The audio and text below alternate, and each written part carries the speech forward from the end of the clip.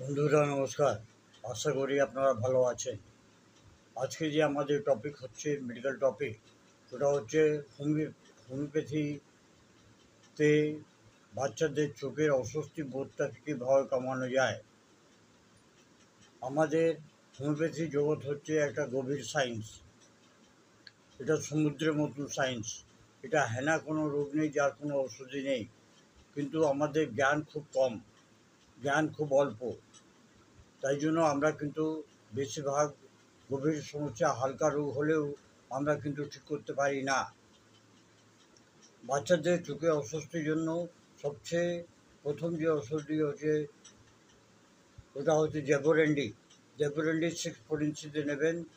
বাচ্চা যদি পড়তে পড়তে যদি বলে যে আমার চোখে অস্বস্তি লাগছে কিংবা চোখের মধ্যে টায়ারিং হচ্ছে, ব্যথা করছে, তাহলে তাকে জেবোরেন্ডি 6 ইঞ্চিতে দিনে 3 থেকে 4 বার দেবেন।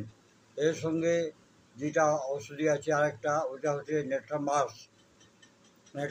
34 ইঞ্চিতে ওকে দিনে 3 থেকে 4 বার দিতে পারেন। এটা যদি কিছুদিন অবধি দেওয়া যায়, ধরুন 25 দিন কিংবা 45 দিন অবধি, তাহলে অনেকটা লাভ হতে পারে। আশা করি এই ছোটো ক্লিপ আপনাদের পছন্দ হবে। পছন্দ হলে এই ধরনের যাদের বাড়িতে ছোটো বাচ্চা আছে আর এই ধরনের যাদের অসুবিধা হচ্ছে তাদেরকে আপনারা শেয়ার করুন। নমস্কার, Jai Hind. Long live Hahnemann, long live homeopathy.